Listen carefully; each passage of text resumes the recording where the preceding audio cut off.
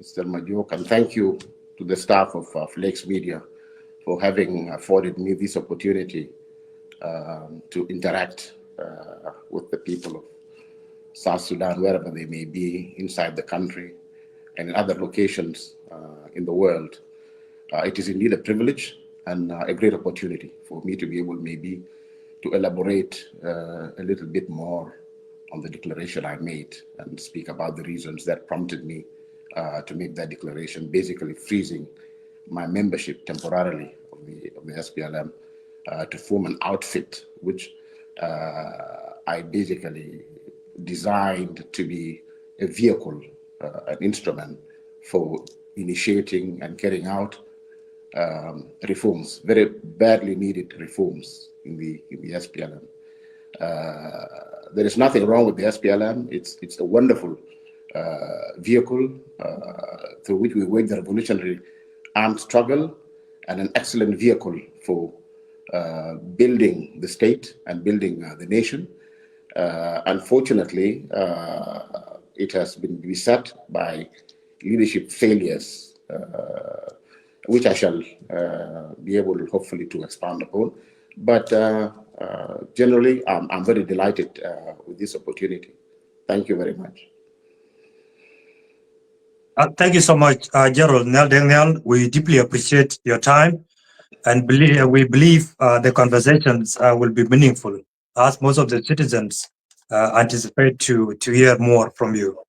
Dear viewers, before I move to the questions, permit me to give 1 minute to my co-host, Abraham Wallich, to give us his brief opening remark, and thereafter we'll move to the questions. Abraham, the chance is yours.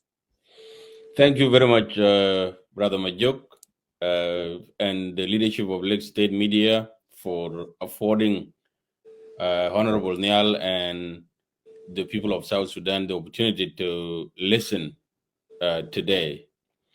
I have nothing much to say, but to say that, Honorable Nhial, you are welcome. Your appearance on Lake Media is highly anticipated, and the people of South Sudan are yearning to hear more from you. You are a core member of the SPLM and one of the leaders of the people of South Sudan. And should you reach a point where you decide to leave the country and declare a new organization, they want to know more. And so my hope is that we will have this conversation on behalf of the people of South Sudan, and that you will be able to expound on your declaration, which is very elaborate, and that they will gain more insights into the issues, the critical issues affecting the country. So you are welcome, and we look forward to this conversation. Thank you so much, Abraham Wallich. General Honorable Nhial, after you made declarations and actually forming your political party, the declaration obtained 3 things, and that is where we'll start our conversation in. In your declaration, you suspend your membership from the SPLM, and subsequently you form your political party, which is South Sudan Salvation Movement. And on the same notes, you already declare your alliances with the group existing already, the UPA. These 3 things, that's where our conversation will start in. And to begin with, Honorable, your declarations came in at a very critical hour, where most of South Sudanese were looking unto the leadership on how to transform the economy of the country, to transform the leadership of the country, and how to chart the way forward in order to reduce the suffering of South Sudanese. And after that, many were shocked to hear your declarations. And that is why this conversation is meaningful to many of them who are now watching us. Our questions, General Honorable, is that what is specific factors prompted you to suspend your membership from the SPLM while you held several positions under that party, which is the ruling party and mother party, and while you actually were a member of political bureau? What is the specific reason that prompted you? Thank you. Yeah, thank you. That's a key question. As a matter of fact, I have had the opportunity, being in the leadership of the SPLM and being a member of the executive arm of government as well as the legislative arm of government. I've been afforded the opportunity to be able to contribute, you see, to resolving the problems that face our country, to make the country a better place to live in. But unfortunately, it has taken quite some time for me to take this decision. It was not a decision that I took lightly. And the fact that it might appear to most people that it is rather late in the day for me to take such a decision, it is really because I am one of those people. I see myself as patient. I see myself as a person acting with restraint. The movement has come under a lot of turbulence in its history, but let us take from independence up to this point. Our problems have been revolving around power. The problem of South Sudan is basically the problem of power struggle. The conflict that stems from this power struggle, the serious economic decline that stems from this, are all the result of poor governance, whether at the level of the SPLM as a political organization or at the level of the state, at the executive branch of the government. I have been one of those who have been engaging with the leadership for quite a long time. You see, basically trying to have a dialogue and trying to persuade our leadership on the need to go back to basics. Going back to basics meaning basically going back to the SPLM. Because what happened and what prompted me to depart in 2006 was that from the moment we lost our founding leader, Dr. John Garang Damabur, I noticed that our movement started drifting away. Not only were the policies that the SPLM was supposed to formulate and use to run the government being thrown away, but even the cadres, the leading cadres of the movement were being marginalized. So it was clear to me that our president and chairman had decided to move in a different direction. And so I left.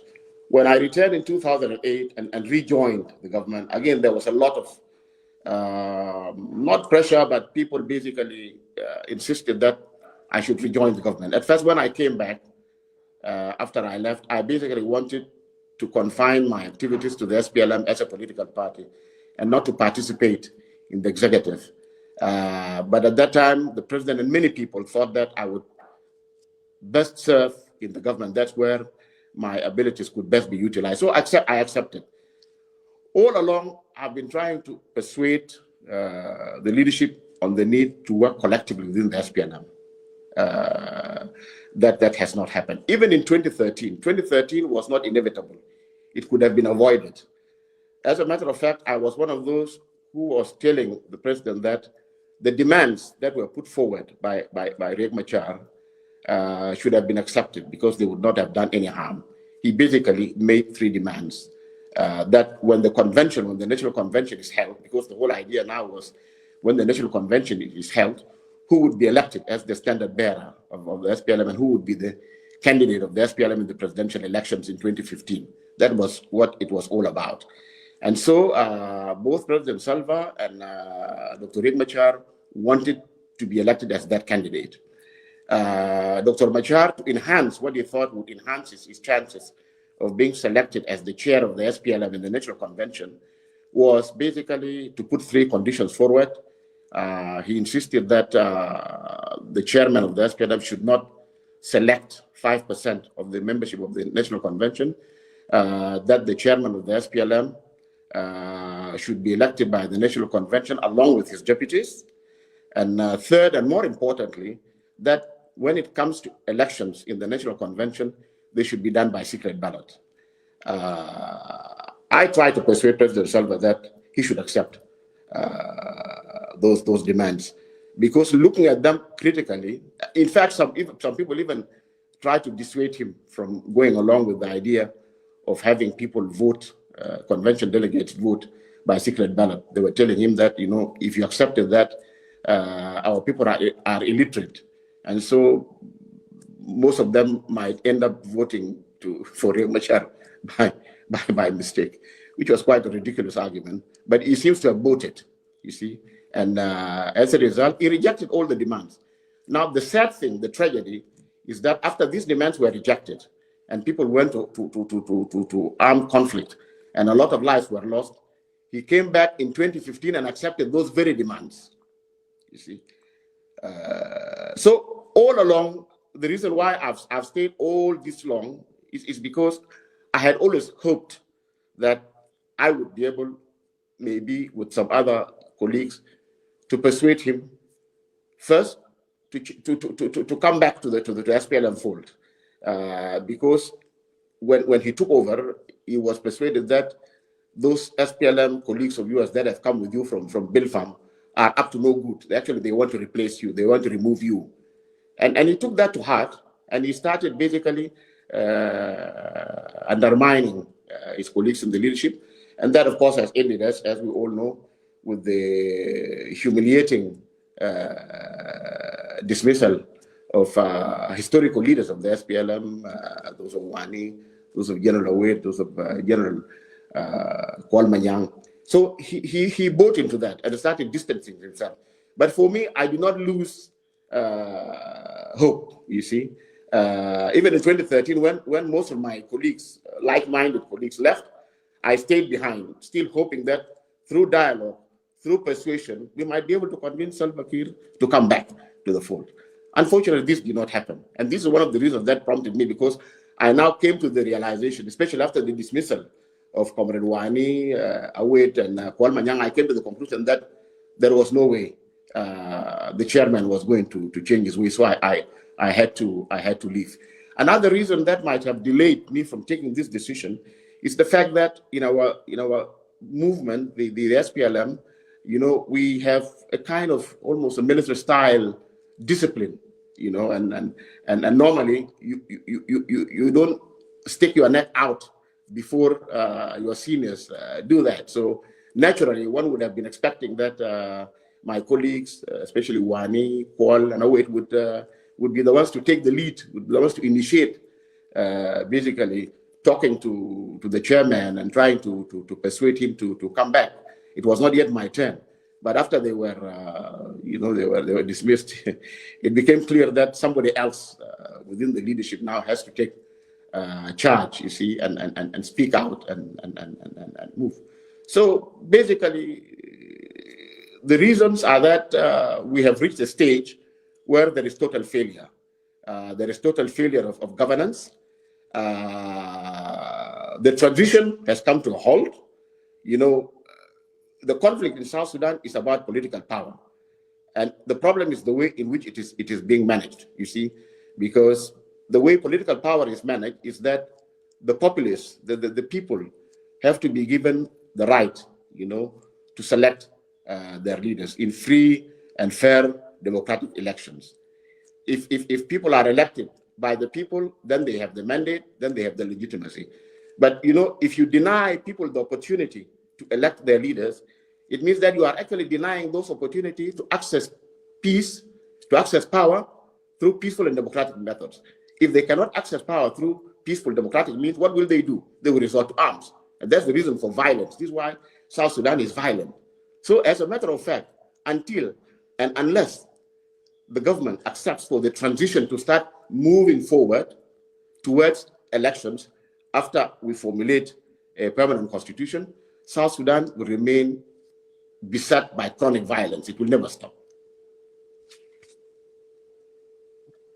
Thank you, Honorable. You have highlighted some of the points that prompted you to decide and make your critical decisions in regard to the leadership of the SPLM. To what extent, Honorable, did political ideologies, leadership style, or internal party dynamics influence the decisions? To what extent? Well, if you look at the SPLM itself, it has become more or less just an ornament. There's no SPLM. A political party is formed in order to strive for political power. through the political process. And there are activities that the political party has to do in order to be able to access that power or to retain that power. The SPLM, as a political outfit, does not formulate any policy. You know, the government that is supposed to be the government of the SPLM does not work with the policy of the SPLM, because the SPLM itself does not formulate any policies. You have got structures, you have got a secretariat, you have got office bearers, but they never sit to discuss policy. The only activity that the SPLM conducts is they don't even organize, of course, rallies. They don't talk to the grassroots.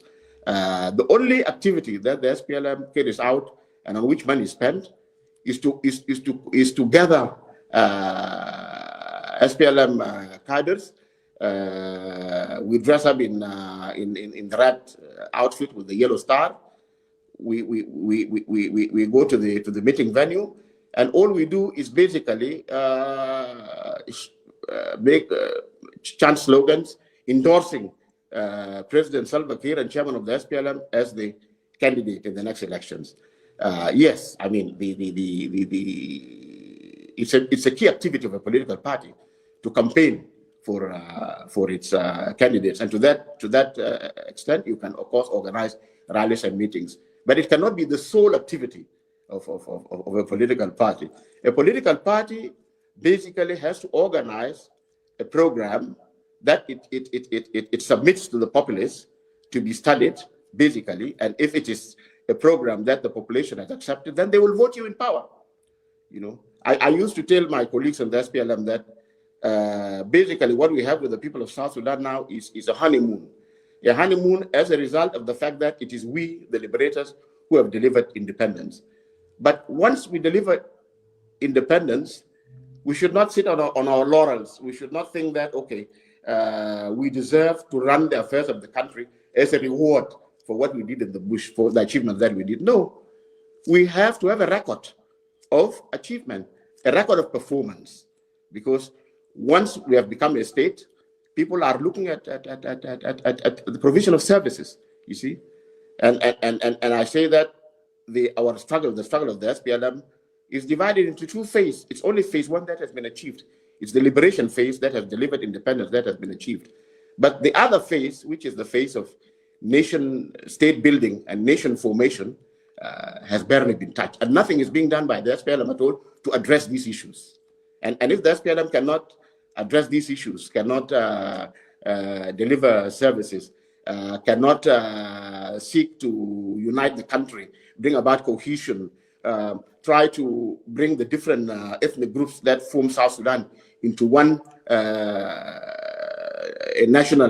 create a national identity, then the SPLM has basically failed to discharge its mission. You see, this is the problem. Thank you, Gerald. You have mentioned the SPLM has really failed the country, and since you have held several positions in the SPLM party, did you attempt to do some reform internally before you arrived to your decisions in order to put the SPLM at the right track? You mentioned before that you spoke to the president, but nothing worked out. Did you spoke within the SPLM party, considering the positions you were holding as the member of political bureau and your influence in that party and the trust the party has on you? Thank you. Brother Majuk, before the Honorable responded, I have a probing question also along with that. And that is for Honorable Nhial to tell us exactly how decisions are made in the SPLM and how decisions are supposed to be made in the SPLM. And since when did the party start to drift apart? Is it starting all the way from 2006, or is it after the split of 2013? So I'm interested, and I think the people of South Sudan are also interested to get a sense of how the SPLM actually makes decisions, in addition to what Brother Majuk has just asked you. Thank you. Yeah, as I mentioned earlier, the SPLM basically is not active. Basically, it's like you have set up an organization, then you have made it dormant. You see, it's not active.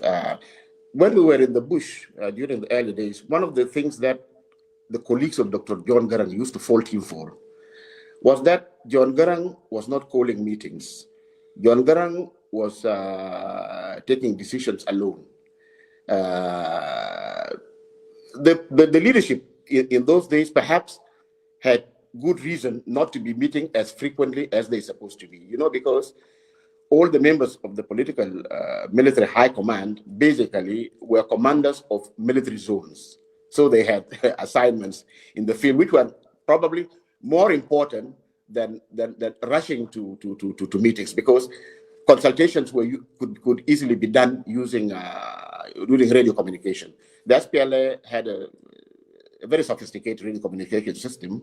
Our signals, or our signals intelligence, was probably very advanced, even for a guerrilla movement. And so there was a lot of security in terms of communication. So the leadership could consult among themselves without necessarily having to come to one venue. But some of the colleagues of Dr. John, including Comrade Salva Kiir himself, were insisting that people had to meet, and that Dr. John was not convening meetings. Now that we are an independent state and we have ample opportunity to meet and to discuss government business, the SPLM itself hardly ever meets. The SPLM itself does not meet. As I said, when the SPLM meets, it's to set up a committee, basically to prepare a rally for us to endorse President Salva as the candidate. So, although the SPLM, of course, also has its constitution, it has got basic documents, because you asked, how does the SPLM conduct its business? The SPLM does not even refer to those documents. The dismissals of those of Wade and Wani and is not sanctioned by any of the provisions in the constitution of the SPLM. This was just being done unilaterally without recourse to the guiding documents that are supposed to sanction such activities. So yes, the SPLM, as I said, is there, but it does not do the work that it's supposed to do, and it does not definitely follow its own documents and procedural guidelines that it lays down. So it's like the SPLM is being activated just as a formality, but really nobody wants to use it, you see. And perhaps also this has got to do with the personnel in the SPLM and the leadership of the SPLM. Maybe the leadership does not believe that the people who are in leadership positions at this moment support the leadership of Chairman Salva Kiir, and therefore we could see that there have been attempts even to overhaul the membership of the SPLM. Maybe this also shows that we, the cadres of the SPLM, are no longer trusted by our own brother and comrade, and therefore it is important for him to bring others to work with him. Now, if you bring others into the SPLM house, basically they will come with their own agenda. They will not work with the SPLM agenda, or the SPLM vision will be discarded. And this is precisely what's happening. Thank you. Thank you, Honorable, for that. And thank you, Abraham Woolwich, for that follow-up question. Indeed, Gerald, you have mentioned the way the SPLM operates currently, but can you shed more light on if President Kiir does not listen to people like you and the like of Gerald Kwalmanyang Juk, the like of Gerald Daniel Wanakut, and also Professor Dr. James Wani Iga, who makes decision of the SPLM? Because we are seeing the arrival of new political blood into the party of the SPLM. Who makes those decisions? I think even after before the recent events, it's not clear what the mechanism is. But what I also want to point out, because we might be, I and my other colleagues who have been dismissed might be accused of being disloyal, maybe to Chairman Kiir. That is a complete myth. nobody in the leadership of the SPLM at one point in time entertained the idea that we do not want Kiir to continue as the chairman of the SPLM. When we lost Dr. Garang, his rise to succeed Garang was automatic. There was no dispute about that, because we in the SPLM tend to be, as I mentioned before, we have a high level of discipline, a high level of commitment to structure and to seniority, and so we did not even pause to think twice about who should succeed Garang. So all the things that were being said about X or Y and Z being groomed to succeed him and so on, including myself, is totally rubbish. There's no truth in that. And even most of the people who are very close to Chairman Kiir himself have been telling him that it's not true that Nhial has any designs on your position whatsoever. That issue was laid to rest in Rumbek when late Garang said that, how do you expect me to bring Nhial? Because if I bring Nhial, it will not only be Salva that will replace, but anybody who is senior to him, I'll have to sack them. I'll have to remove them. So it's not true. So there is no issue at all that there is a problem of loyalty to the leadership of President Kiir.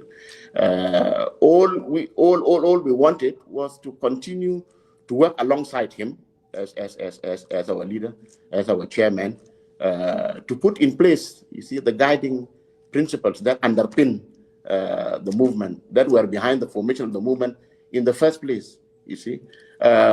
Because we were very optimistic when we achieved independence, because we thought that with the vision of the SPLM, and one of the most important things that I think we continue only to pay lip service to, even this government, is the notion of taking towns to the people. You can't be singing about taking towns to the people without actually putting in place the policies that will take towns to the people. You see, you can take towns to the people without, you see, a governance structure that basically devolves authority to subnational levels of government, and not only empowers them politically, but also empowers them materially with resources from the budget to be able to render service and transform the rural areas into towns. So this is just an example. So basically, all that we came with from the bush in terms of our principles, our programs, well, we have just been thrown away. Thank you, Honorable, for that. Would you describe your departure from the SPLM as a resignation, a protest, or a strategic political move? Well, it's a strategic political move because I've not basically resigned. I've frozen my membership. And what I would like to tell our people, whom I would like to urge, especially SPLM cadres, whom I'd like to urge to join the SSM, is that we are only using the SSM as a vehicle to reclaim the SPLM. The SPLM has veered off the track. We want to bring it back on track. And for you in the diaspora, you can directly join the SSM, and through the SSM, of course, you will become a member of the UPA. But for those of you who are inside, you don't need to leave your positions. Remain in the SPLM. Do what needs to be done to effect reforms from within. Do what we in the SSM would like to do, such that there is change, and then the SPLM can go back to what it really is. I have a follow-up question on that. Yes, come on. Yes, Honorable Nhial, that very point is a point of contention, especially among your would-be supporters.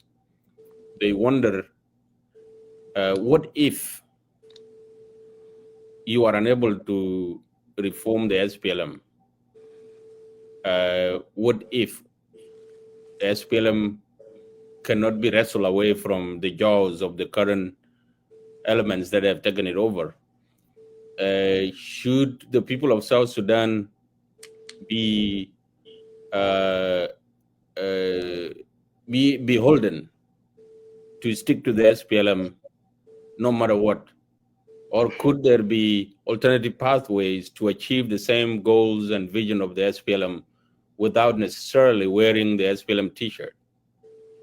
And people keep wondering if Honorable Nhial has frozen his membership in the SPLM, what does he want us to do? Should we also freeze our membership if we want to support him? Or should we go with him, and then if we have the opportunity to come back, we come back and then take over the SPLM? So there is a dilemma there which you probably need to expound more on.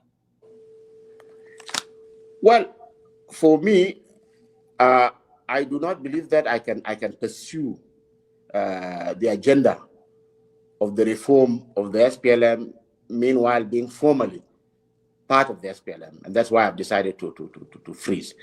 But for the rest of the comrades who are SPLM members, there is absolutely nothing that prevents them from pursuing the agenda reform from within the SPLM. Meanwhile, wearing the cloak of the SPLM. You are SPLM, you continue in the SPLM, but do what needs to be done. We need basically a reform movement within it. The reform movement itself has to act within the SPLM itself. And that's why my appeal is primarily to SPLM members.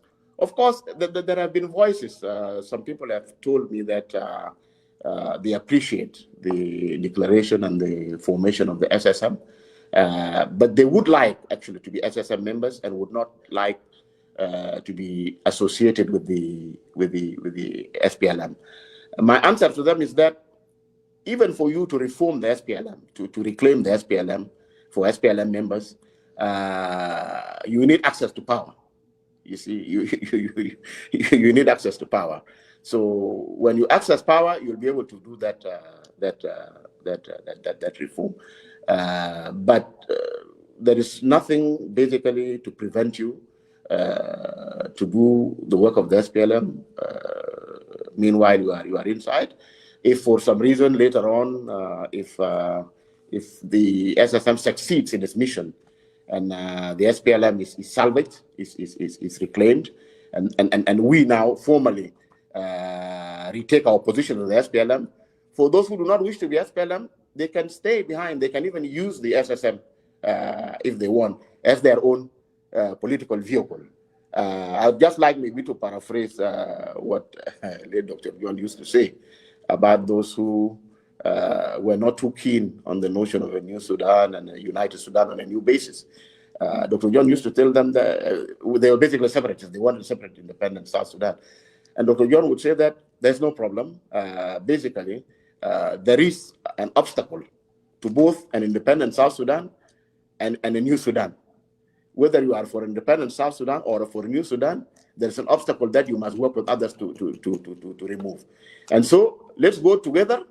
If we reach Kosti, you, the adherents of the independent South Sudan, you can come back and allow those who want to pursue the new Sudan to continue. So it's the same. I would like everybody to come on board to join the SSSM, because the SSSM is a very important vehicle. It's one of the important vehicles for political change in our country, because it is only when this political change is achieved that all of us will be able now to achieve our to pursue our different divergent political agendas. That's very important. That's why I believe that it's very important for the opposition, all those who would like to see change, to come together. Thank you so much, Honorable Nhial. There is also a follow-up questions in regard to that, because you have mentioned several times that SSM is a vehicle to transform the SPLM party. And when I hope you listened to the press release by the SPLM Secretariat, and which was actually read out by Honorable Paul Mokwang, the Secretary for Political Affairs and Organizations. He mentioned one thing, that how do you transform the party that you have left and you form your own party?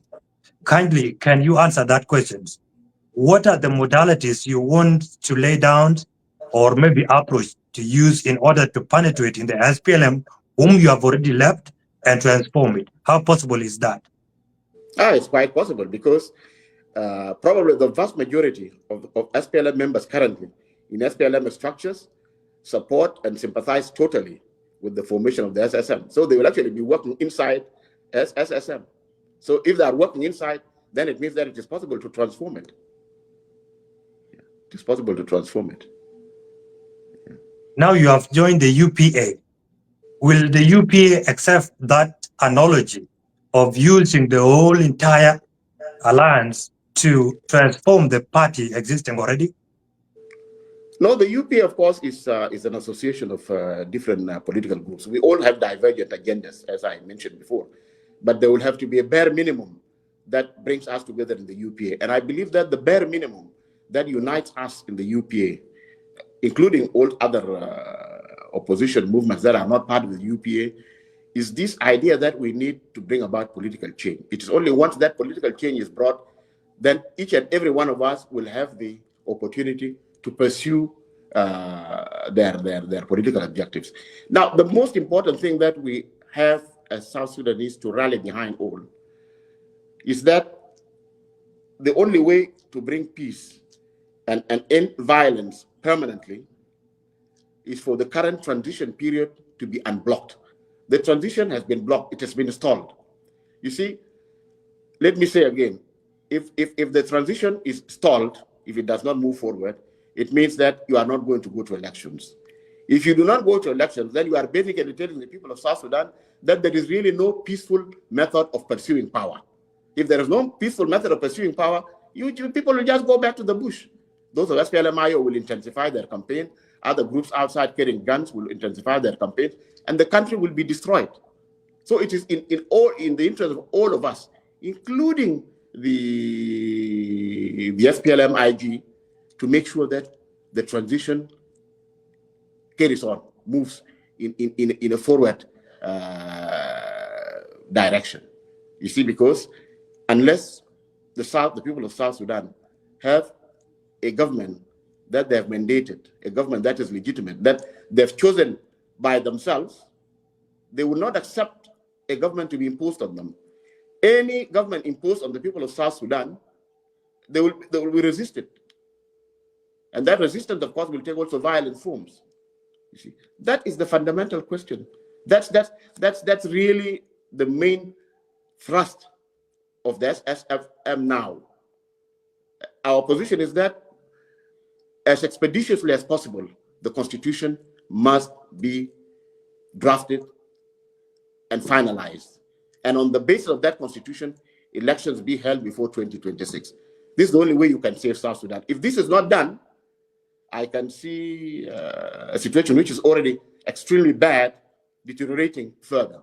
And if it deteriorates further, I think we even run the risk of South Sudan getting dismembered. Thank you, Honorable. We would appreciate if there could be more light, because it's getting darker at the background, and maybe the viewers would like to read your lips accordingly in a light. We'll appreciate that. Thank you. Before we move to section 2 of our questions, and maybe section 3, which my co-host Abraham Wolich will take more on that, I would like to ask a few questions, especially 2 which are similar. Do you think currently you have formed your own political party? Do you think you still have a room to negotiate with the SPLM to collaborate, or maybe to have a specific dialogue with the President Kiir? If President Kiir decided today to reach out to you and say, that is not what I expect from you, can you come back? Let's talk and let's move this party to the next level. Do you still have that room? Yeah, of course. There's no problem. Let me take it in 2 parts. First, in relation to the SPLM, of course, the SPLM has to go back to the drawing board. It has to rediscover itself, basically rediscover itself and democratize. You see, because if we are calling if democracy, democratic political governance, is one of the tenets that the SPLM believes in and would like to promote, then we can't afford not to be democratic internally. This is as far as the SPLM is concerned. So if President Kiir is willing basically to take back the SPLM to where it was, of course, I would be willing to have a dialogue with him. The other dialogue that I would really be interested to have with him is on the question of the transition, the agreement, the RRCs, and then the Tumaini initiatives. These are documents that provide the pathway, you see, to peace and to peaceful democratic transfer of power. You see, the continuous attempts, or basically the continuous extensions of the transition period will not help us, you see, because the violence that has gripped the country will only get worse, you see, because all those people outside there carrying guns are doing so because they have been denied a share of power. And that share of power, we want it to be attained through peaceful democratic means. So give them the opportunity to access it through peaceful democratic means. Let us stop the continuous extensions of the transition period. Let us have a constitution written as soon as possible, of course, with the inclusive participation of all the South Sudanese. And then after that, let us have elections as promised. Let the talk about elections by 2026 not just be mere lip service. Let us actually do it, and let us prepare the ground very well for it by writing the constitution. Of course, there are other aspects of the agreement, RCs, which, in our view, in the SSM, we think they are important, but they are not absolutely essential. They do not block the transition. The things that can block the transition from moving is the lack of a constitution and not conducting elections. But all other aspects of the RRCs, both the economic reform aspects, the security aspects, the formation of single unified national army, and other elements of the RRCs can actually be deferred for action by the post-election government. But let us not use the fact that the RRCs is a very bulky document and has got very many provisions that it will take time to implement, and we do not have resources to implement it. Let people not use that as a pretext for blocking the transition. That's our position. The transition must be allowed to carry its course with the things that are really important, the constitution and the election. But this can be done before 2026. Thank you, Honorable. I think Abraham Awalich will have a follow-up questions because he spoke things to do with the democracy, and the SPLM should democratize the party and have opened space for the nation to move on. But before that, you have spoke eloquently in regard to pushing for the nation to go for elections. Assuming the leadership of the SPLM, the SPLM-IO, and all other parties, which are members of the revitalized peace agreement, accepted today that we are going for elections on December 2026. Will you support President Kiir for presidency, or you will move on as a separate party? That would depend on what happens in the SPLA between now and then, because what we want our decisions to be taken collectively by the leadership of the SPLM. We do not want unilateral decisions by Kiir or by anybody. If Kiir basically accepts the SPLM to be empowered and decisions to be taken by the leadership of the SPLM collectively, and for us to follow our constitution, our basic laws and regulations, then that will now determine whether we'll select Kiir to be our candidate for the next elections or not. Even the manner in which the issue of nominating Chairman Kiir, you see, to be our candidate in the next presidential elections, the manner, the methodology is totally incorrect. You see, you don't. The SPLM is a political organization. When you want to campaign for its leadership or its leader to be the candidate in the elections, you don't go to the regions. You don't go to the regions. You go to the party organs. You call for the national convention to take that decision. It is not taken in Wau or in Juba or in Malakal. You see, these are the problems. The SPLM itself is not being run as a political outfit. It's like being run like a collection of tribal groupings or regional groupings. These are some of the things that we believe that needs to be corrected. And if President Kiir is willing to consider a dialogue so that we can correct these things, then of course, definitely, we would be very much interested to have that dialogue. Yeah, thank you. Abraham Wolich. Thank you, Brother Majuk. And Honorable Nhial, we wonder if you could have more light in your room there. It appears to be getting darker. Yeah. And could we just have a break? Okay. I can sort that out, yeah. Okay. Maybe let's have a break for like 2 minutes. 2 minutes. The team in the studio take care of that.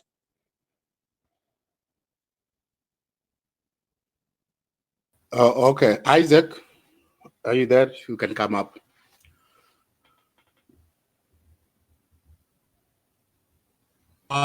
Yes, I am. Okay, so we are taking 2-minute break. So if you can can give us some of the guy in the clubhouse can say something. Okay. While do you have something to say? While we're waiting, we are on the break. Or Amigo. Yes. I really hope will convince the doubting Thomases with regards to the reform that can be achieved by the creation of a whole movement. And if and when he, Comrade Nhial William, was still a member of the SPLM and have had different important positions, have held them within the SPLM, and yet it was still difficult for him to convince the chairman of the party. How is it going to be possible now? He has suspended his membership and formed a whole movement. How is that going to make President Kiir listen to him? How is that? Second to that, this is not the first attempt to reform within the SPLM. And SM is not the first movement to be established with an intent to reform the SPLM. There is a real SPLM out there arguing for the same, because I do believe Comrade Pagan doesn't see himself as a separate entity from the SPLM. He still sees himself as a member of the SPLM. As a matter of fact, he called himself the real one. And as real as he's seen himself to be, nobody is hearing him in Juba. And then there was also a regional intervention to reform the SPLM. And that was done through a Arusha Declaration. And one of the points of the Arusha Declaration was the SPLM to restructure itself, because in that the convention, it was discovered that SPLM needed to be restructured. And so Arusha Declaration was basically about the same thing that Comrade Nhial William is telling us here. And all of that did not materialize. I, as a doubting Thomas, how is the South Sudan Salvation Movement going to fix it? I hope later on when he comes back from the break, he can address these issues. I think I'll stop here. Okay, thank you. Secretary General Majong Mako, you take over. Thank you so much, the viewers in the clubhouse and the Lex Media team in the studio. We appreciate General Deng for coming back and for also fixing the light. We really appreciate that. Abraham Wolich, you can proceed from there. Right. Well, thank you very much, Honorable Nhial. As once again, it is a privilege to chat with you. Your show, as we expected, is highly anticipated, and there are existential questions related to South Sudan in general that are lingering in the minds of many people in South Sudan. One of them is there have been a number of agreements.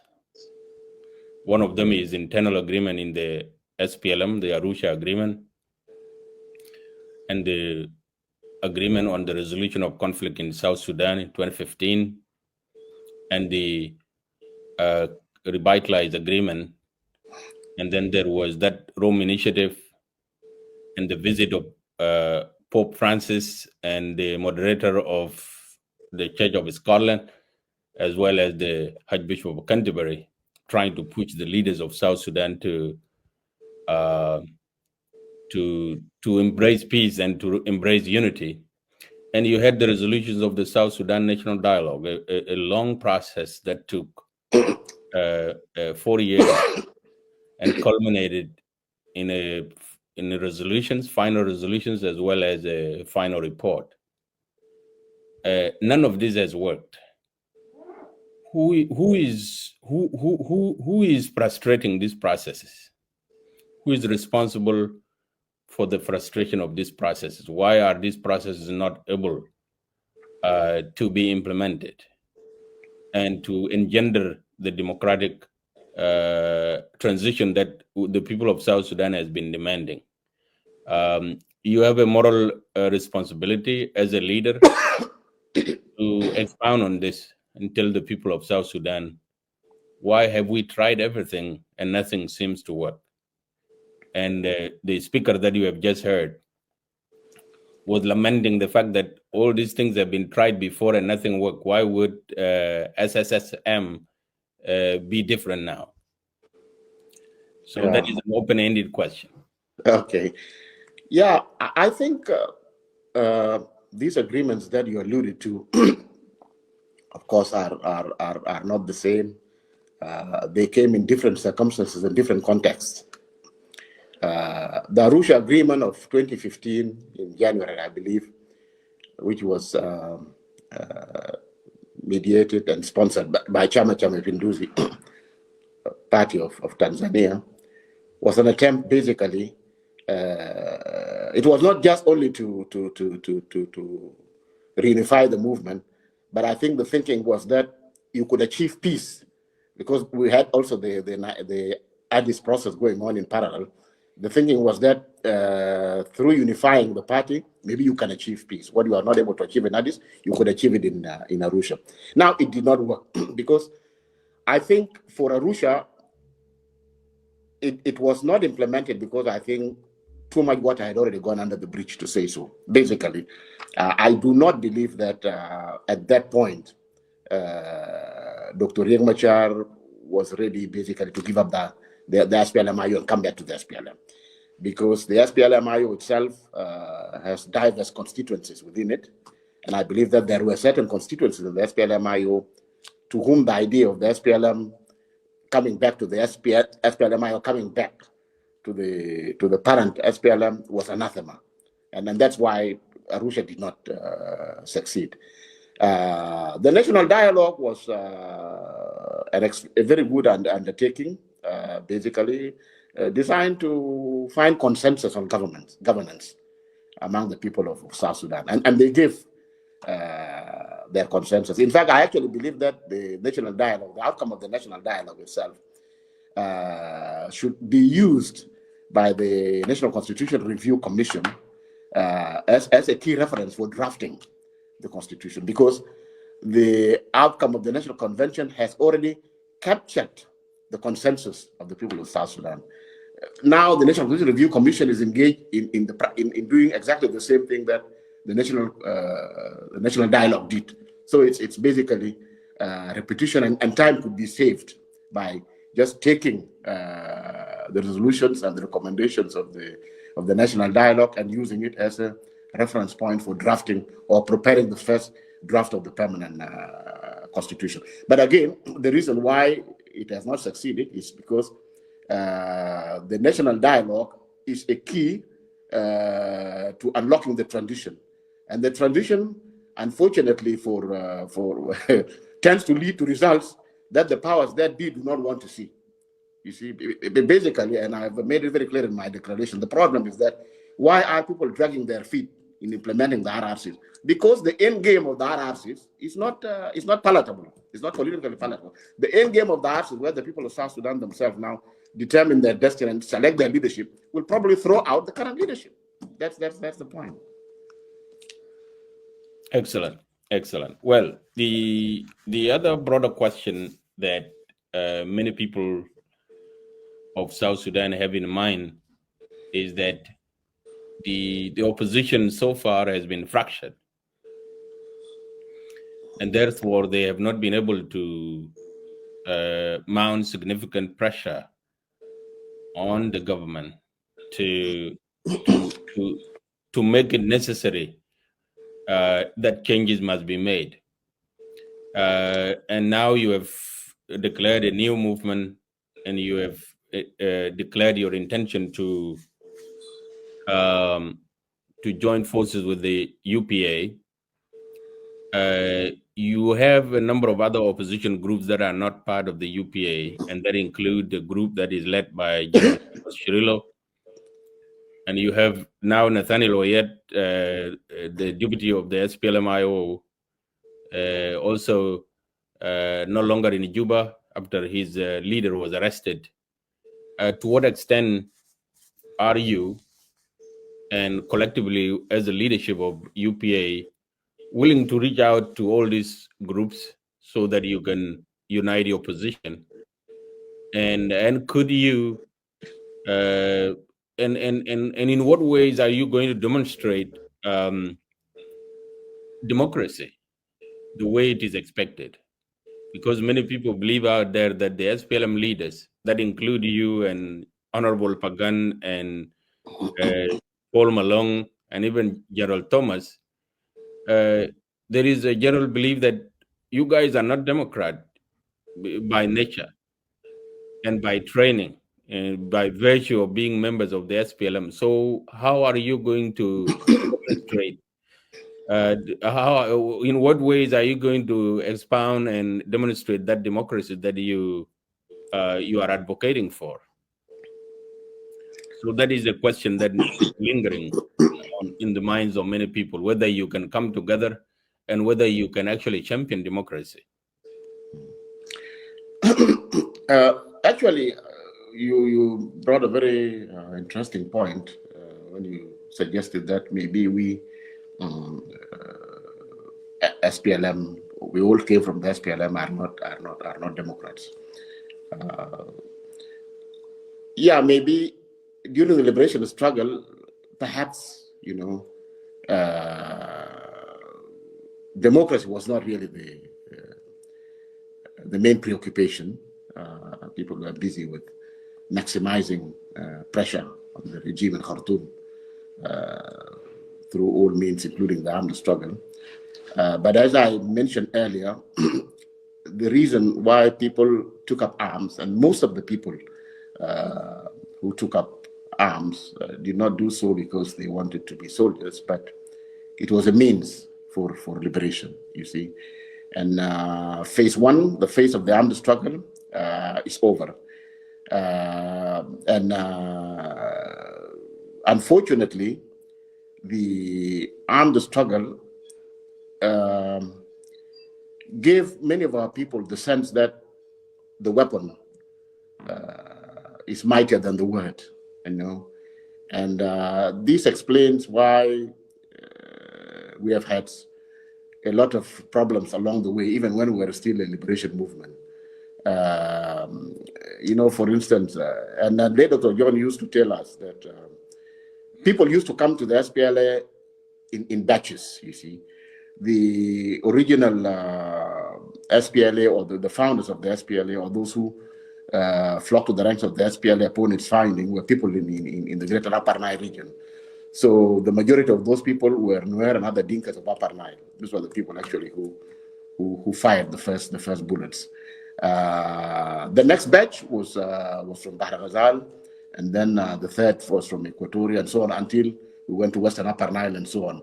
Now, some of our leaders, they had this idea that if your group or your nationality are sizable within the SPLA ranks, then that can be a reason for you actually to lead the movement.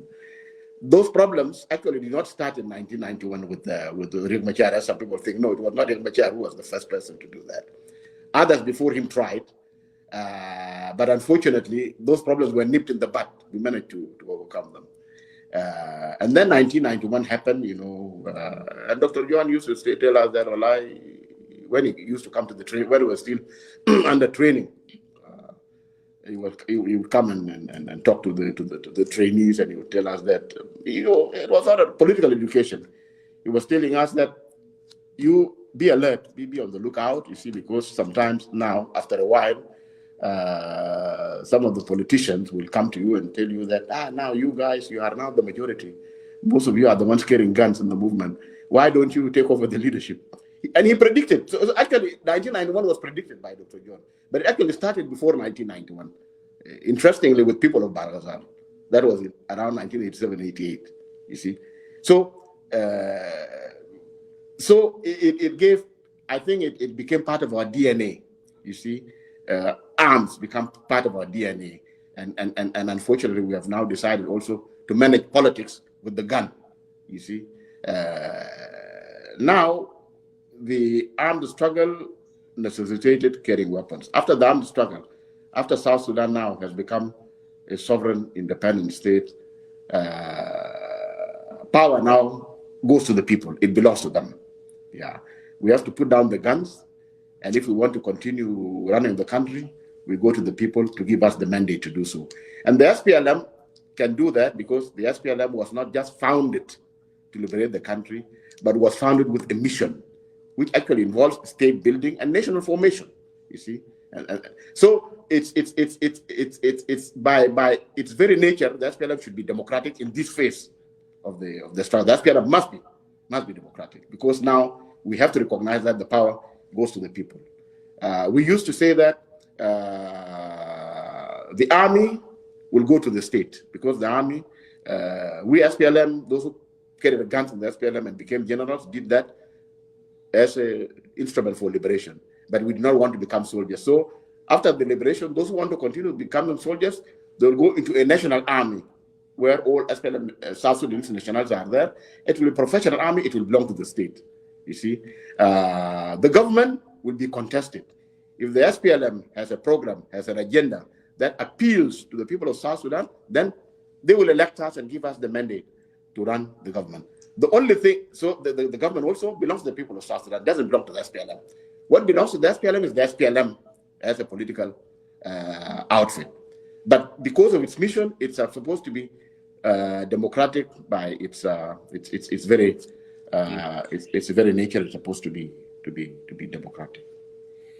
Well, thank you, Honorable Nhial, for expounding that. Now, the other broader question is that at the moment in the country there is, the situation is tense. You have high-level court Maybe case. there was another second part of your question that I did not address, I think. Okay, go ahead. The unity of the UAP and other people who are outside UPA. Yeah. The unity of the opposition, basically, I believe that its objective again is to introduce political change, which is long overdue. I mean, the opposition groups, their mission, their responsibility is to bring political pressure to bear on the regime to accept political change. You see, and for us in the UPA, or for us specifically in the SSSM. Our primary tool is dialogue and negotiations with the regime. I still have not completely abandoned the hope that President Salva Kiir will at the end of the day will be convinced, you see, of the necessity to unblock the transition and allow the people of South Sudan to have a say in how their country is governed. Allow the people of South Sudan to express themselves in their constitution on the governance arrangements that they would like to have in the Republic of South Sudan. This is our position as SSM, the position of the UPA. Of course, there are other opposition groups that maybe are purely using the armed method. It is their choice, but of course, even the UPA, of course, if it becomes impossible, difficult or impossible to convince the regime of the need for peaceful democratic transfer of power, then of course all means will still be used to achieve that objective. But the unity is paramount, you see, because the basis of that unity is the need for political change. Political change as the first step is essential for all opposition groups. You see, you don't need we don't need to split hairs now about what government to form. No, that's not our objective now. Our objective, all as opposition, is to create the opportunity for the people of South Sudan to express themselves by writing their constitution and to be able to select their leaders through free and fair election. This is the goal that is common to us, and therefore that common goal necessitates that we unite in order to achieve the first phase. That is excellent. Well, the follow-up question to that is that there are people, members of UPA and others, and people in the general public who believe that in the event that the government doesn't accept a roundtable conference or political dialogue and all of that, could the opposition groups convene a national conference and come together around, build consensus around the political transition, and even go as far as using the South Sudan National Dialogue resolution to draft the constitution outside the country? Do you think that would be a relevant or a necessary step? I think that would be a plausible course of action, because basically what we are trying to do is to use all means possible, all pressure points, you see, to bring about that change. If the government does not wish to engage with the political forces, you see, in a political consensus on governance, then as a means of exerting pressure on the government, the opposition should be able to go ahead and forge this kind of consensus, because if that is happening, then probably the government will find itself isolated. I don't think that the government can afford to refrain, you see, from such an exercise, because if it doesn't wish to participate in a national dialogue conference or roundtable or whatever, which is aimed at reaching consensus on governance, it simply means that the government wishes to rule indefinitely, and that is the problem, because that's where the violence comes in. It will be untenable, you see, to continue ruling indefinitely without political transfer of power in a democratic fashion.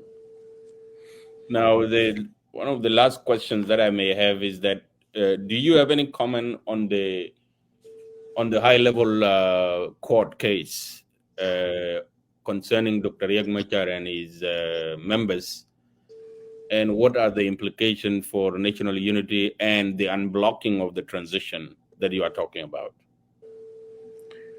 Well, if at all Dr. Riek Machar and the other co-accused colleagues of theirs have a case to answer, then it is critically important that that is established through a fair and transparent judicial process. You see, basically, their fate should depend on the legal merits of the case. Not, I mean, if there is a reason to prosecute them criminally, let them be prosecuted criminally. Let us not have them politically persecuted. Let us have criminal prosecution, not political persecution. And that means that the case should be left entirely to the courts. There should be no political interference or manipulation for any reason whatsoever. Okay. Well, there are. I have few other things related to international and regional engagements. The African Union, IGAD, and to some extent the East African Community, and even the UN. People appear to have given up on trying to get South Sudan to the path of democracy and peace. And the collapse of Tumaini initiative seemed to have created uncertainty within the region and the international community to create another to exert another effort, which they believe is not going to be successful. What do you think is needed?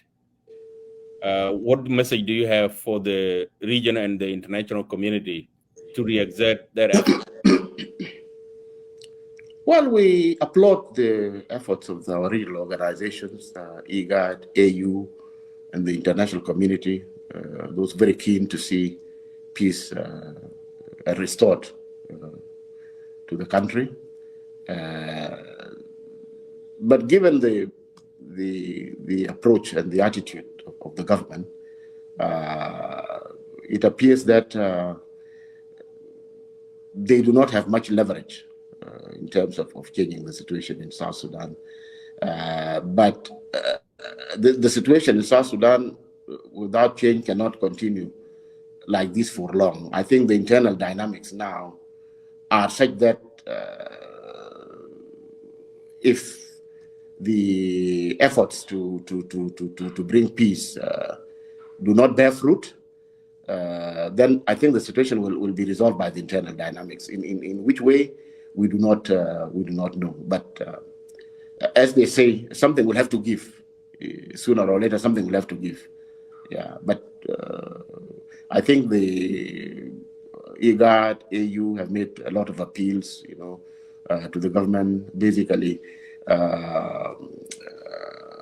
telling the government to restrain itself, not to do things or take decisions that undermine the implementation of the agreements. But it seems that these actions are continuing, and to that extent, there's very little that they can do. But I think the internal dynamics of the situation in South Sudan will probably bring about changes. Right. Well, you have two constituencies. There are young people in South Sudan, youth and women, who are the victims of the recurring crisis in the country. What message do you have for them? You have another constituency, the people in diaspora, and in particular, you have a constituency of some SPLM. These are actually original members of SPLM, the group of Jejal Amr, or the group that some of which were migrated to the West, commonly called the Lost Boys. They are part of the vision and product of the SPLM, and it appears they have been disconnected from the affairs of the country. Do you have a message for them, and do you have a message for the youth and women of South Sudan? What should they expect from you, from SSM, and from the UPA? The women, of course, and the youth of South Sudan are central to this struggle. As you correctly pointed out, the women and young children continue to bear the brunt of the fighting and of the suffering in our country as the result of chronic political instability. So these are a constituency that has a vested interest, you see, in change and the restoration of peace. And to that extent, I would consider them critical to the movement for change. And I would expect to see them being given the opportunity and participating in a very big way in what organizations like the SSM and other opposition movements are doing. This for the women and the youth in general. including the people in the diaspora who are actually members of the SPLM. As I said earlier, the SSSM is actually for them. Those members of the SPLM who believe that it is high time for things to change, this is their organization. As for the Jeshamar, of course, I mean, when they were sent abroad to get education, they were too young to be actively recruited into combat roles. So they had the basic training, but they were sent ahead abroad to get education, training, and to acquire the skills, simply because in anticipation of the fact that the struggle being waged by the SPLM, SPLA is a multi-phased struggle, and that there would come a phase where fighting would no longer be needed, where national building would require a new skill sets. And so people were sent abroad to prepare them for the future. That was the forward thinking of the leadership of the SPLM at the time. Now that time has come, and as a matter of fact, the current period or this era actually belongs to the Jeshamar. It is actually the turn of their generation now to stand up and be counted. So they should not at all hesitate to seek active involvement in such an organization like SSSM and all other opposition movements, because it is their time now to come to the fore. You see, the Jeshamar now, these are the people in their most productive years, in the 30s and the 40s. These are the people. So for us, we are just like people who are just leading the way. There is a practice in some of these countries that follow the socialist path, whereby leadership actually changes by generation. When the time comes for the leadership to go, they all go, and then they only leave the chairman or one person basically to kind of lead the way for the next generation to take over. So this actually is the time of the Jeshamar. They are the people now with the dynamism and the skills, to lead this country and take care of the second and the final phase of the liberation, which is state building and nation formation. You see, the development of the Republic of South Sudan, such that we can actually reach our potential, is their responsibility. The building of the social fabric of the Republic of South Sudan, bringing us all together as diverse nationalities, is their responsibility. So the second phase of the struggle of the SPLM has now come, and they should now come and be at the forefront and lead it. Thank you very much, Brother Majuk. Now I turn it over to you. Thank you so much, Abraham Wallich, for that meaningful and intellectual conversations in regard to South Sudan governance system and our relations with the regional bodies and international community. I have two questions, Honorable, before we hand it back to the comment sections and the citizens in the clubhouse who are actually waiting patiently in order to throw in another two questions before we let you go. I was to ask about the vision and the missions of your party, of which it seemed like you have captured during the answering questions of Abraham Wallich. I will not dwell much on that. But there is one question many South Sudanese have been asking, that what make you move out of the country and come and make your declaration instead of declaring your political move within the country? What can you say in regard to that? That's a very, very good question. To be very honest,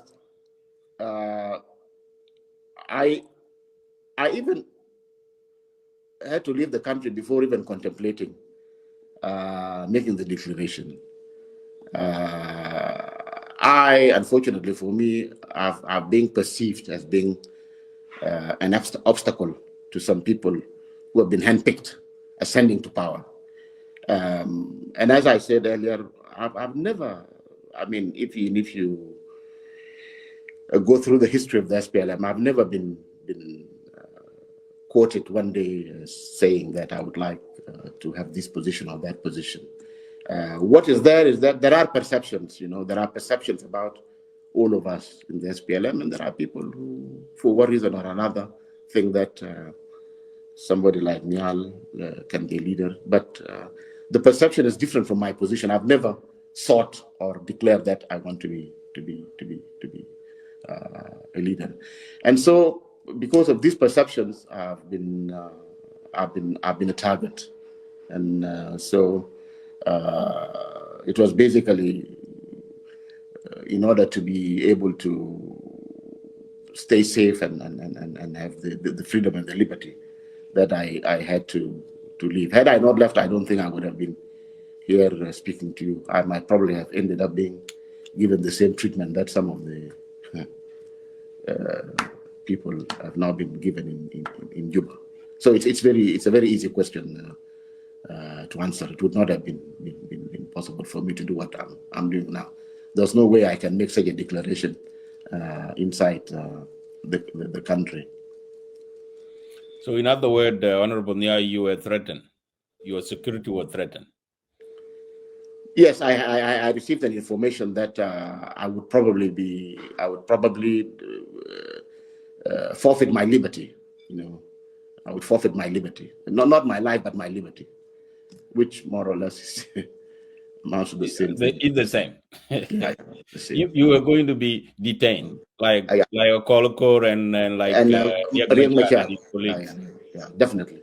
That's where I would have ended up.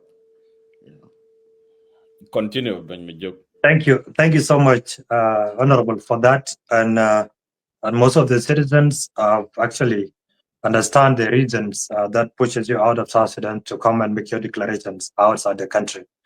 Before I move back, there is a simple questions from the football team.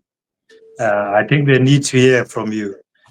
People have been asking that you are so much attached to a certain football team in London. Yeah. Which I don't want to mention because I'm a supporter of Manchester United. Well, Yeah, what I'm can you not say in that a regard? fan of any particular team, so I can adjudicate. Go Yeah. ahead. Yeah. Well, I do not know how people like myself, who are political leaders, how they are perceived. But political leaders, before they become political leaders, they're just normal human beings. They've got likes, they've got dislikes. There are people who hate them, there are people who like them. So, just like a normal person. And let me also just give you a little bit about my background when I was growing up in Sudan, in Khartoum. And I used to tell people that I'm not looking to become a leader. I'm not eyeing political positions. But what was instrumental in prompting me to join the SPLM in its formative years is also my background, my family background. But growing up, I was not particularly like a political activist or something of that sort. In the university, of course, we were active in the African National Front, because as South Sudanese, we were politically active. But I was just a normal person. I spent a lot of my youth basically in sports. I was a basketball player. Played a lot of basketball, and something that a lot of people do not know is that even when I graduated, I didn't immediately work as a lawyer. I was basically earning a living playing professionally in the Gulf. I was playing basketball. I was really that good. So I've been associated with the sports for a very long time. It's part of my life, and I happen to be a supporter of Arsenal, which is something. It's a normal pastime to weekends to spend watching TV. But I've never traveled to London for the specific purpose of watching Arsenal games. This is not true. This is a lie. I believe that it's a much better pastime than other activities in which one can be engaged. Maybe some of your viewers, some of them, of course, those who are inclined, who are sports personalities, probably know that Paul Kagame, who is one of the luminaries in terms of leaders, you see, on the African continent, he's an avid Arsenal fan. And you know what Paul Kagame has done? Paul Kagame has used Arsenal to promote Rwanda as a tourism destination. So there's nothing wrong with being a sports fan. It doesn't prevent me from doing my job or what I need to do. But some people try to make a fuss about it as a way of maybe trying to discredit me, as somebody who doesn't do his work, but actually is much more interested in football. As a matter of fact, even when I joined the SPLA, a lot of people were astonished. Some were actually shocked. Well, they said that, wait a minute, but Nhial spends most of his time playing basketball. Why does he go to the bush? And even some of my colleagues, actually, in the Attorney General's chambers where I used to work, were even more shocked than South Sudanese, because they were saying that, look, such a brilliant South Sudanese lawyer, why would he go and run under the trees in the bush with people who... So you don't judge a book by its cover. What is important is the substance, not the appearance. Now, you prompted me, Honorable Nhial. I don't need to ask more questions, but you prompted me. You have said that, during the movement and in your life, you had no aspiration to become a leader. Yes. Now, do you have aspiration now? Are you ready to lead? Should you have the opportunity to lead the people of South Sudan, or you rather operate behind the scene? Isn't it your time to lead now? I think the most important element of Wallach in leadership is not your desire, whether you want to be a leader or not. It's basically whether people think that you can become a leader. If people feel that you need to step up to the plate and lead people, then it would be all right, because it simply means that you have acceptability there is acceptability that you should lead, because and that's why I consider the choice of the people as being very, very important, because if you take up a leadership position, if you have got the support of the people, or if you came into that position because of the people, then you have a mandate. You can work, you can perform. But if you come there by accident, or if you impose yourself, the condition may bring you, then it's a different it's a different story altogether.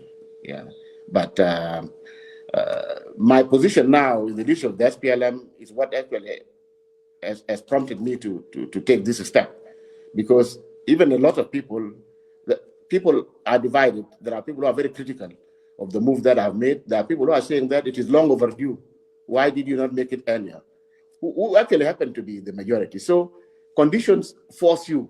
Sometimes leadership does not just come. It is created by circumstances.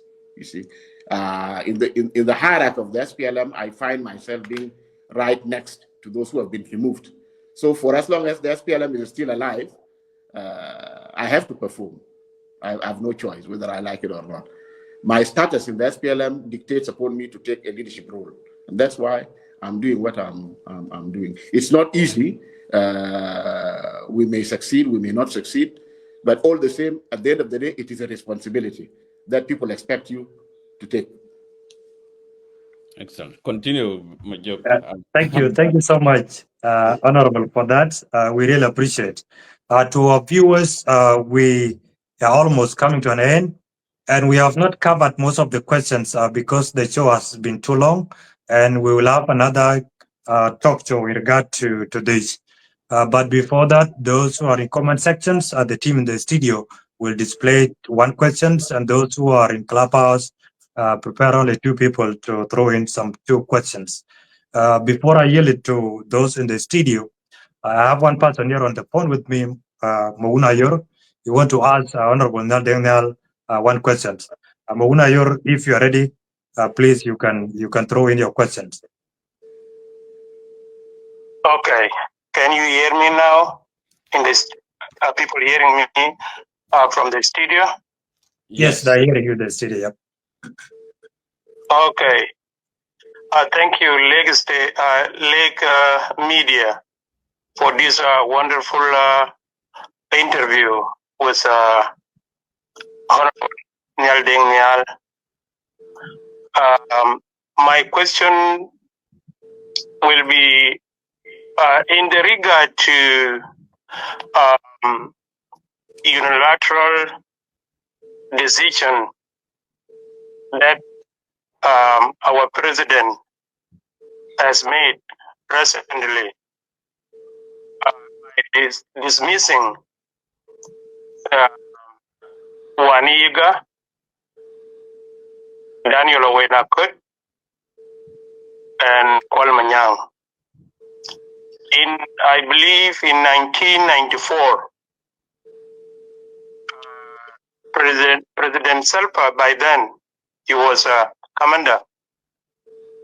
There was, during that time, we were young people, we were hearing there was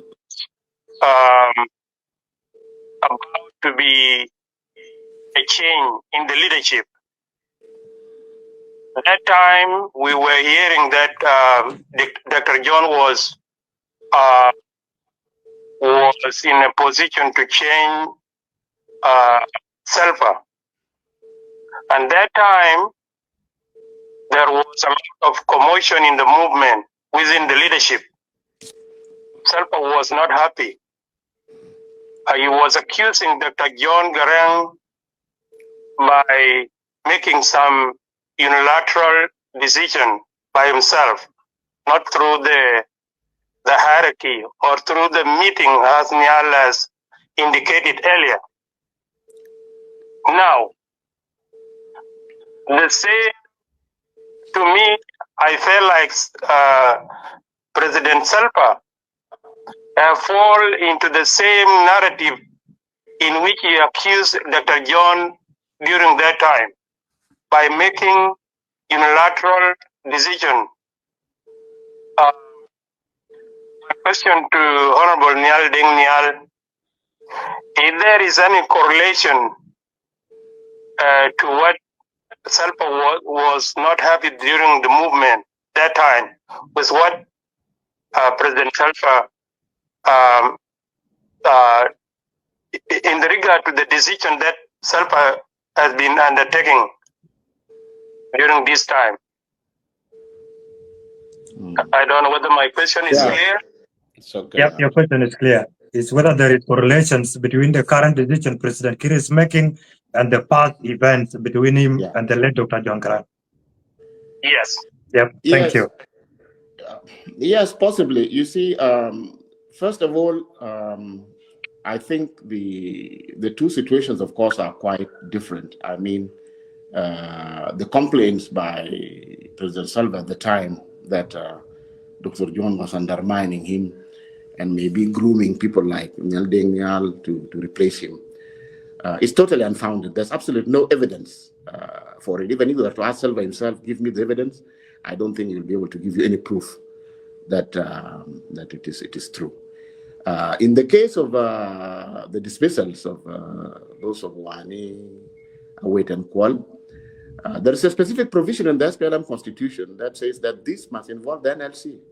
I don't think the NLC was called actually to debate the possibility of removing the three comrades. It was just a unilateral decision that Salva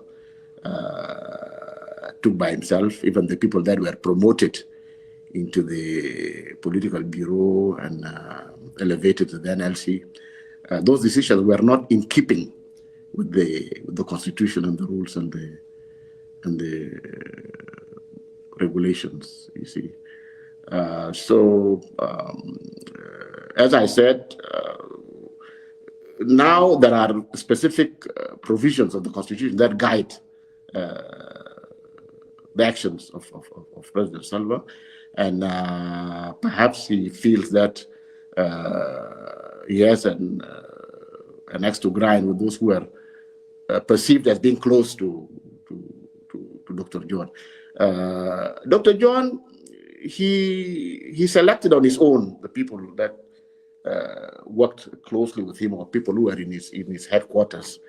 He chose different comrades for whatever reasons that he knew best. Maybe he thought that those comrades could perform in the SPLM all the assignments that were given to me, whether the assignments that were political, diplomatic, or military in nature,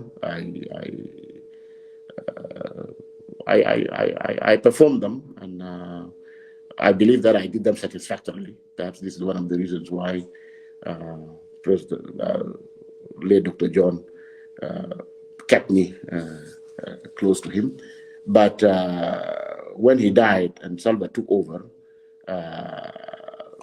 I remember that I was actually in Khartoum at the time, so I was the one who was in charge, together with the NIF government, to make preparations for Salva's coming in to be sworn in as the first vice president.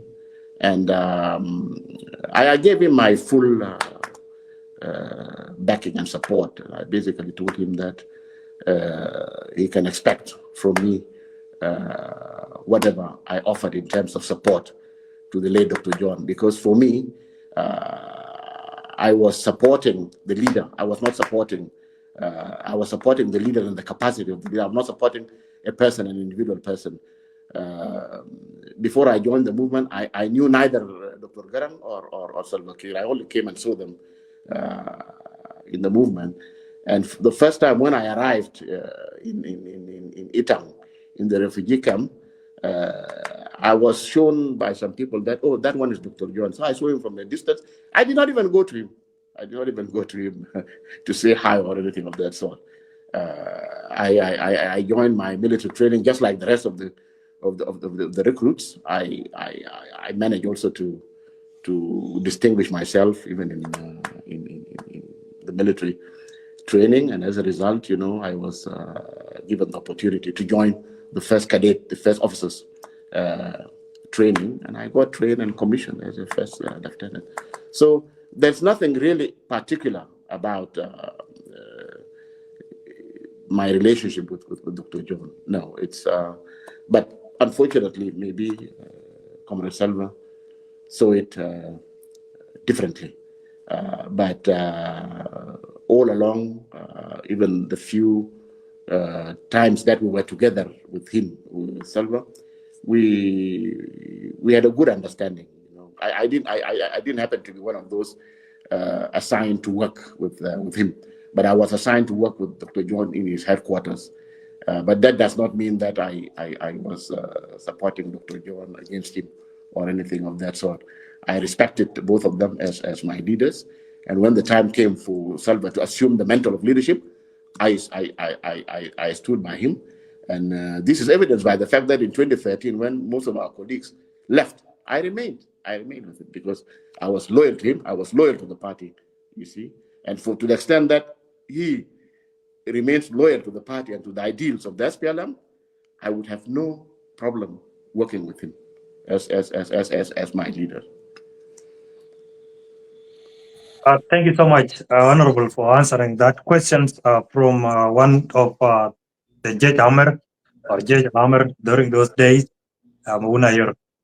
To Lex Media in the studio, please, the chance is yours now.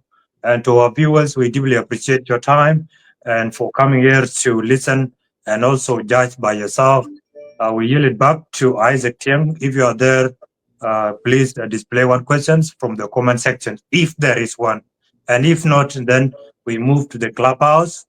And to those who are in clubhouse, please try to be brief. State the questions, only 2 questions.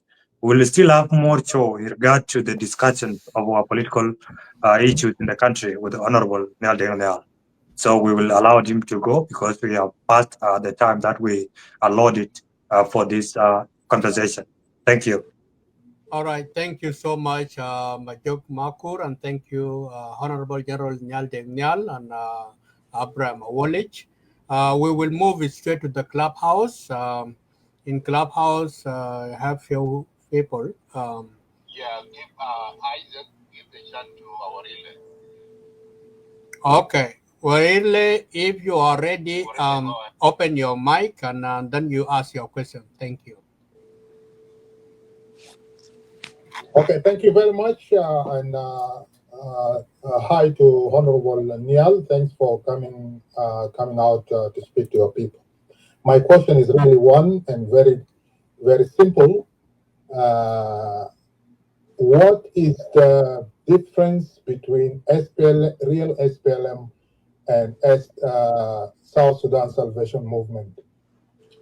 From the way I heard your vision and your mission, it seems more like what Pagan is saying. So if you are speaking about the same thing, which is reforming the SPLM, why do you have two different movements? Thank you very much. All right, thank you.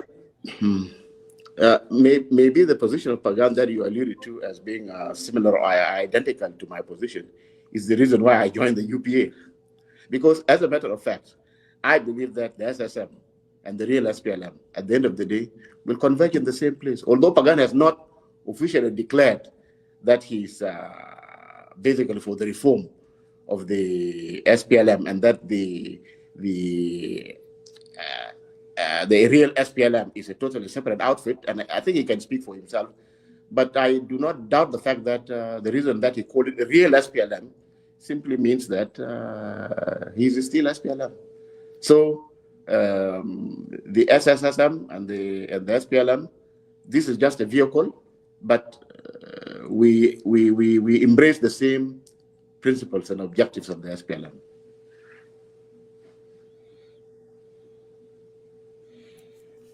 Honorable, you should adjust your camera so that at least your very good.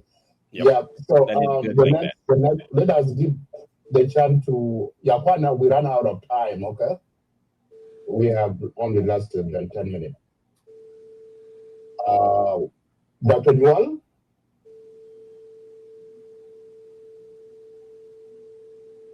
Dr. Nhial, are you there? Yes, thank you. Yeah, I'm here. Thank you. Okay. Is it my turn to ask a question? Yes, please, go ahead.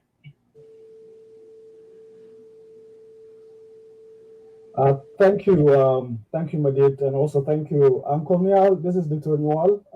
It's unfortunate we're meeting these circumstances. My question is this.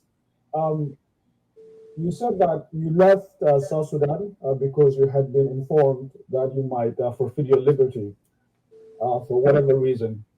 And you left and then declared the formation of a new movement, the aim of which is to induce reform within SPLM. For many of us, these two realities are contradictory. And so why did you refuse to risk forfeiting your liberty for the sake of reforming the party from within? Well, can I throw back the question? If you lose your liberty, then how do you reform the party from within? Come again? If you lose your liberty, then how do you reform the party from within? The fact that I've not lost my liberty is what has given me the opportunity to interact with you now and to put my message across. If I lose my liberty, I would not be able to do that. I would be silenced.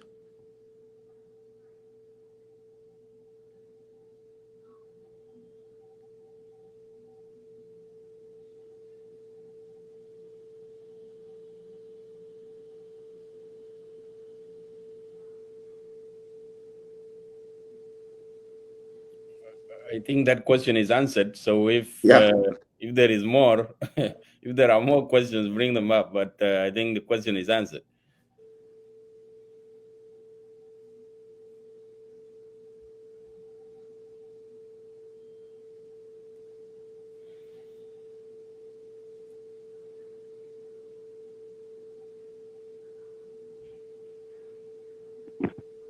Yeah, Isaac. Hello? Oh, sorry. And what was the reaction?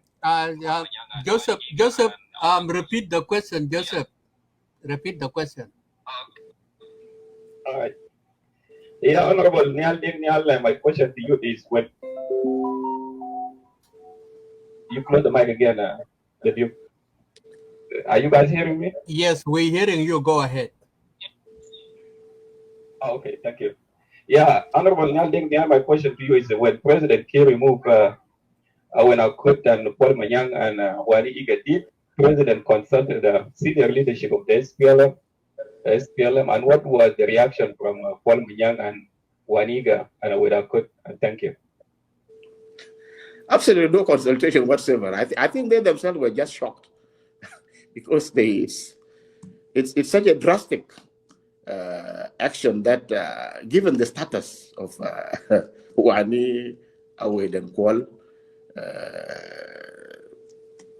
these were basically President Salva's own colleagues. These are the people who actually leading the movement. To be just unceremoniously dismissed like that, I think must have been very shocking. But definitely, nobody was consulted. Maybe there are other people that Chairman Salva consulted, but not within the leadership of the SPLM. Nobody was consulted. All right. Thank you. Go ahead. Yes, I'm around. Thank you, Malik. Honorable Nhial, thank you so much for being here today. My question is very brief. You have been in the government, serving twice, if not thrice. What contribution did you make in developing South Sudan then, during your tenure as a minister and an advisor? And what other contribution would you make now if you had to go back as a president in 100 days? Thank you. Very good, very interesting question. Myself and many of my colleagues who have served in government and maybe those who are still serving are seen by the public as not having done anything. But the accountability is not just to individuals, it is to the government as a collective. And I can tell you that one of the factors maybe responsible for non-delivery is the way in which our government functions. I can confidently tell you and many other people among my colleagues and other even members of the public can attest to that. The president does not even meet with the members of his cabinet. I mean, there are ministers and advisors that have to plead for months on end to see the president, to report to him, to seek his guidance on their work. They don't get audience, they don't get access. So there is a real problem in which the government itself functions, which is the reason why individual ministers may not have delivered, and the reason why the government itself has not delivered. Even the cabinet meetings that are held are basically formalities. These are perfunctory activities. But now, implementing the outcomes of those meetings or the resolutions becomes problematic because it's difficult to have follow-up. Basically, the ministers themselves need, from time to time, as things are happening, to have audience with the president, his excellency the president, to seek further guidance, directives. There is need for resources to be availed for those activities. You probably know that if you look at our beautiful budgets of the government of the Republic of South Sudan, you see we've got very glossy, beautiful budgets. What's written in those budgets is not what happens in practice. You see, in those budgets, we all struggle as government departments or agencies to have a cut, you see, of the budget. But at the end of the day, very few of the agencies actually get their budget. All the money goes only to two agencies, goes to the presidency and to the and to defense. Defense basically, not necessarily in order to defend the Republic of South Sudan, but to defend the regime. General Nhial, there are a lot of people who would like to ask you questions. Can you give them 20 minutes of your time so that you can hear from them? Sure. Okay, thank you. Our next one Let us move to Jamus. We did only one question, which Jama. Yeah. Yes, thank you. Yes, I would like to agree with the Honorable Nhial, William Deng Nhial. My question is this: you playing a big role in our politics of South Sudan, and as you freeze your position within the SPLM, latest great hero, the people of the South in terms of the politics back then, and who also championed the politics against the Arab North or the Islamic regime, and which actually caused him and all of us that sacrifice he made. Later, we understood that Dr. John Garang was inspired by him as a great leader. In fact, we have talked about him last night in our group of Honorable William Deng Nhial, and his great achievements and contribution. John Garang, we see him as a successor of Honorable William Deng Nhial, and you now here facing this turmoil of a political crisis in South Sudan. Unity become the crucial part of this struggle. And as we become so polarized, what do you tell the youth now as we go through this political storm and other crisis that is very confusing? Everyone having his own party, and everyone is not achieving anything. What is the message to tell the youth who are actually rallying behind leaders who seem to be revisiting the politics of the past of regionalism? What is your message to them? Thank you. Yeah, that's a very good question. You know, we are committed to political pluralism. You know, multi-party democratic system. Again, because of the diversity of the people of South Sudan, by necessity, people have formed different multiple political organizations. There is nothing wrong with that. The problem are the means that people use to pursue their objectives.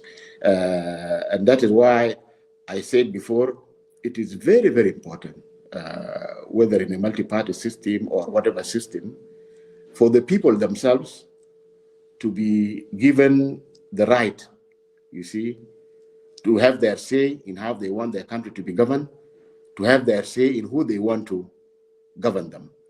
Now, when that is done freely and democratically, without coercion or force or violence, then people accept the result. When people accept the result, then there will be no violence.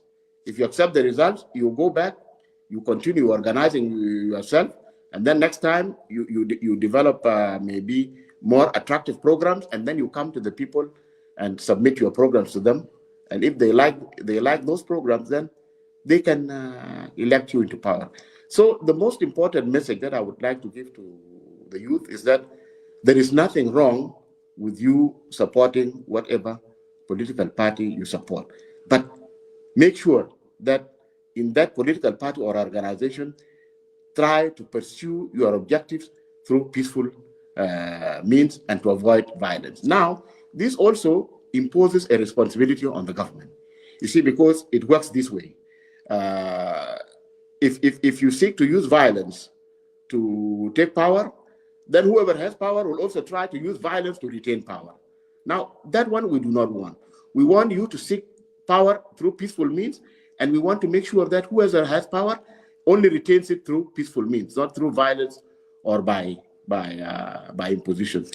The youth are critical because those who are now involved even in communal fighting, killing themselves, are the youth. We believe that it is very, very important for them to fight with ideas. In politics, people fight with ideas, you fight with programs. You see, you don't fight with bullets. In a democracy, people fight with ideas, with programs, with ballots. They don't fight with bullets. So this culture of peace, peaceful political processes, is really the message that I would like to give to our youth.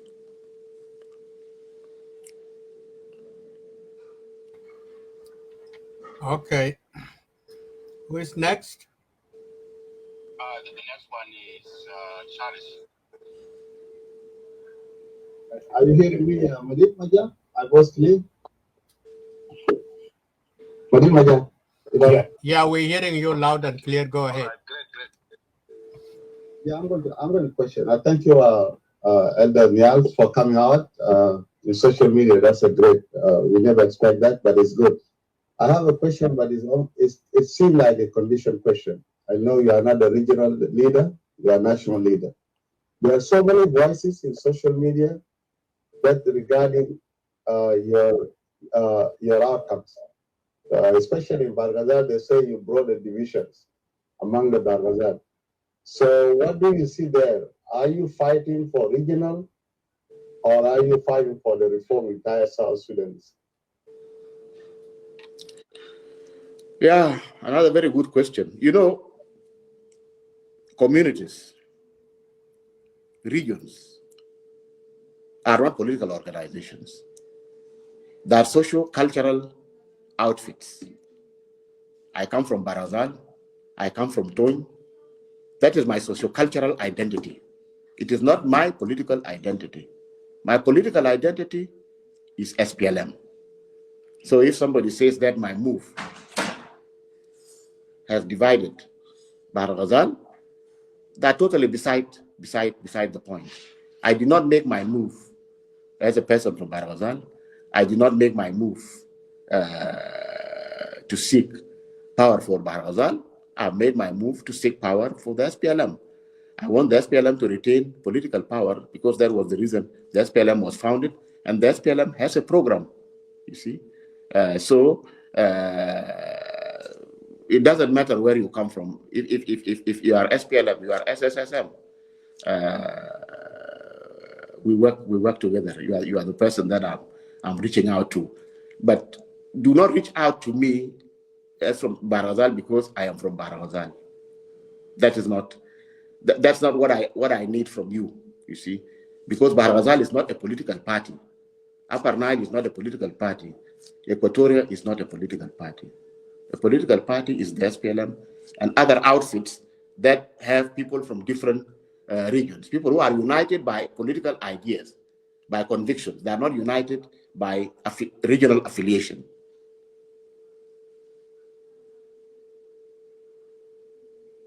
Yes, Thank you. Yeah, the next Jonkor. Yeah, Jonkor and then Amico, I think. No, Amigo will come last, so let us go to Jonkor and Sudan.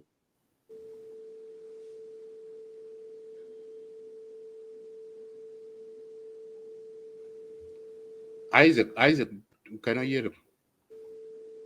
Oh, okay, yes, sorry for that. Yeah. Repeat your question. Yeah, repeat your question, Jonkor. Okay. Honorable Deng Nhial, my name is John Cormayol. I have two questions.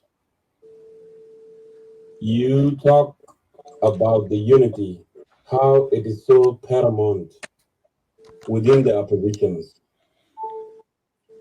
Mading one day said that things that we don't say are the things that divide us. And that's true.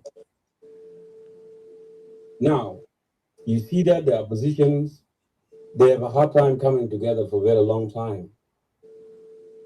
And actually, get to entertain the regime in Juba. Some people, they define the crisis in South Sudan in their own ways. They define it as a ethnic genocide. They define it as community. I want to know from you, how do you define the crisis in our country? That's my first question. My second question, you talk about the second phase of Jaysh al-Ahmar, or the young people to be given opportunity to lead. And the same leaders in the SPLM party, they are the ones that are refusing the norms of democracy, even within the oppositions. Sometimes if you are not somebody well known, your message will get nowhere. What can you do about that?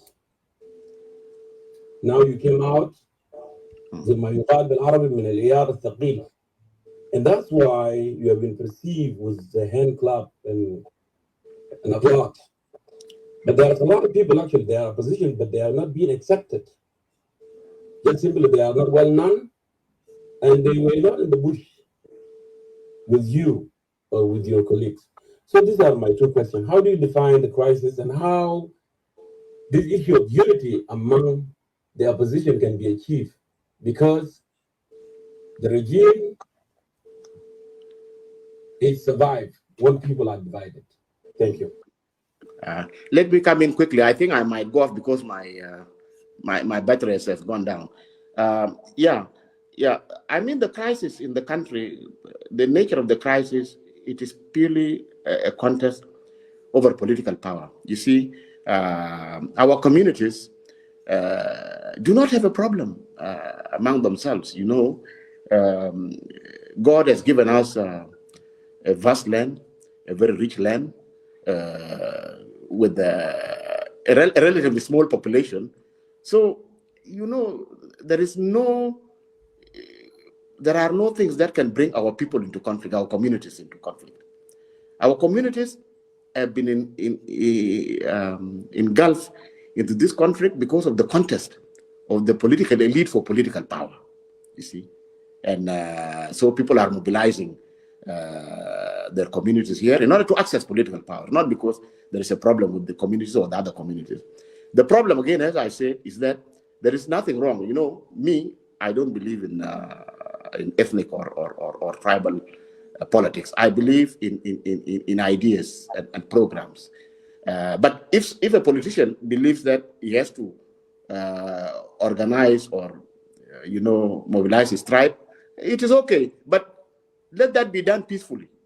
If you want power for your tribe, give them ballots, mobilize them to vote for you.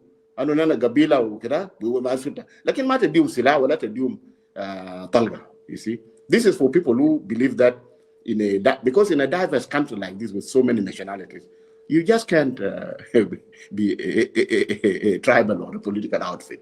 You have to be a political organization for all the people of the country, because everybody matters in our situation. You brought up a very important point about Kalambita democracy. This is the crux of the problem, because as I was saying before, even we in the SPLM, that have a democracy. If the political parties in the country are not democratic, then the country cannot become democratic. You see, the country itself cannot become democratic.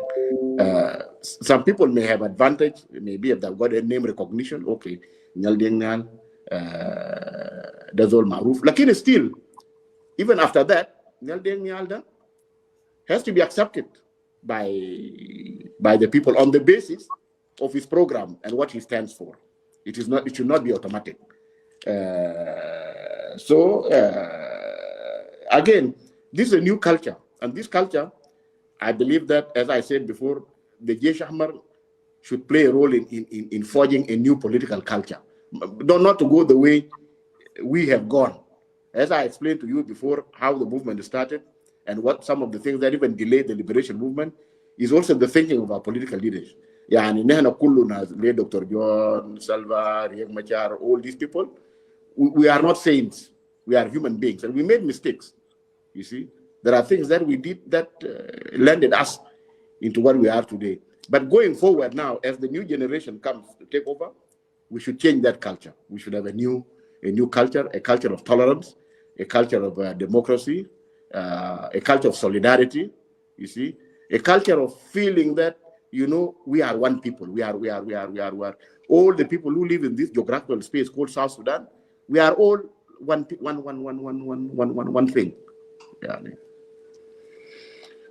I think I don't know whether we'll be able to take another question. My power is running out. I think it's 4%, but let us see. If I just disappear all of a sudden, then know that my power has gone off. Yeah, that's right. Thank you so much. I think in the clubhouse and those who have questions, I apologize for that. It's running out of battery power. So we're going to be having only one person who was here before Amico has left. I think he's there. Abraham said before Amico will be the last. We need only one person with one question. Amico, if you are there, open your mic, and we will remain in the clubhouse to continue with the show. Can I just have this one? I'm going to be very short. Yeah. I will give up my question to Honorable Nhial. Because this guy has been here before me. No, amigo, go ahead. I'm just listening. Don't worry. No. Please go ahead. It's yours a chance. I will talk to Comrade Nhial in different place. Go ahead. Amigo, don't worry. I'm just here helping organizing. Go ahead. I don't want to talk. Okay. All right. Thank you. Thank you so very much. First of all, let me, Honorable Deng Nhial, we're so honored to have you. And thank you so very much for your time and for your sacrifice that you did for our country. I do have I have two questions, but I'll just ask you one question. I will just leave the other one.